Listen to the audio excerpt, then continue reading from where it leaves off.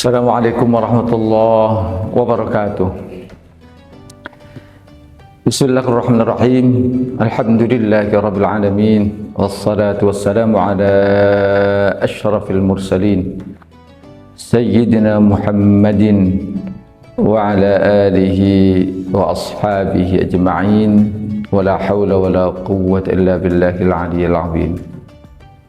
Amma ba'du. Para jamaah sekalian, di hari ini adalah hari di mana kita berlebaran. Allah Subhanahu wa taala di dalam Al-Qur'an menyatakan, yuridullahu bikumul yusra wa la yuridu bikumul usra wa litukmilul iddata wa litukabbirullaha ala ma hadakum wa la'allakum tashkurun. Ada satu puncak penghabisan dari satu kegiatan puasa di bulan Ramadan, yaitu berakhirnya puasa di bulan Ramadan ditandai dengan ritual yang secara khusus, yaitu walitukmilul iddata walitukabbirullaha ala ma hadakum wa la'allakum tashkurun. Allah Subhanahu wa taala mengajak kita untuk menyempurnakan puasa kita, dan Allah pun menyatakan walitukabbirullaha ala ma hadakum. Allah menganjurkan kita untuk memahasucikan Allah, untuk mengagungkan Allah di saat-saat setelah selesai kita menjalankan puasa di bulan Ramadan, yaitu yang kita namakan dengan tradisi Idul Fitri atau kita berlebaran.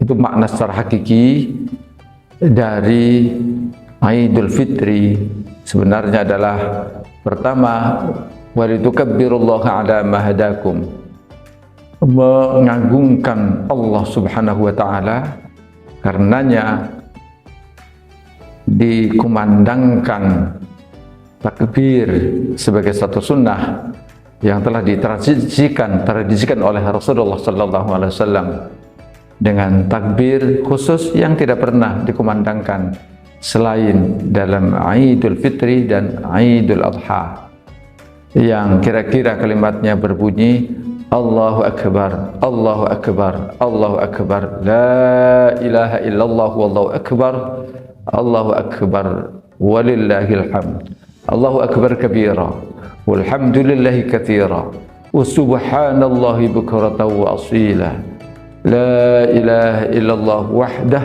sadaqa wa'dah wa nasara 'abdah wa a'azza jundah wa hazamal ahzaba wahdah, La ilaha illallah wa la na'budu illa iyyah mukhlishina lahuddin walau kafirihal kafirun walau karihal musyrikun, La ilaha illallah wallahu akbar, Allahu akbar walillahil hamd.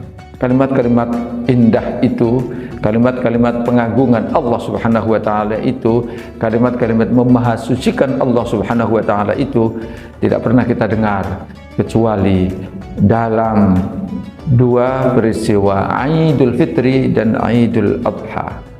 Yang pertama itu untuk mengagungkan nama Allah, walitukabbirullaha ala ma hadakum. Yang kedua, wala'allakum tashkurun, dan semoga kalian bersyukur kepada Allah Subhanahu wa taala. Karenanya, kenapa kita disuruh bersyukur oleh Allah Subhanahu wa taala? Ya, kita dapat menjalankan puasa dengan sebaik-baiknya, kita dapat melaksanakan perintah Allah Subhanahu wa taala dengan sebaik-baiknya, kita taati seluruh perintah Allah Subhanahu wa taala meskipun berat, meski tidak boleh makan, tidak boleh minum, tidak boleh melakukan kegiatan aktivitas apapun yang dapat membatalkan puasa, padahal itu sebenarnya halal bagi kita saat di hari-hari biasa, tapi karena ketaatan kita kepada Allah Subhanahu wa taala, maka kita lakukan seberat apapun, kita jalankan, dan saat kita dapat menjalankannya dengan baik, itulah sebenarnya tanda-tanda nikmat dari Allah Subhanahu wa taala. Karena apapun yang kita usahakan tidak pernah akan terjadi kalau Allah Subhanahu wa taala tidak menghendaki. Karena itu kemampuan kita, selesainya kita dalam menjalankan puasa dengan baik, itu bagian dari nikmat yang perlu kita syukuri bersama. Dan yang namanya syukur, falsafahnya adalah bergembira, falsafahnya adalah senang, falsafahnya adalah menumpahkan kebahagiaan.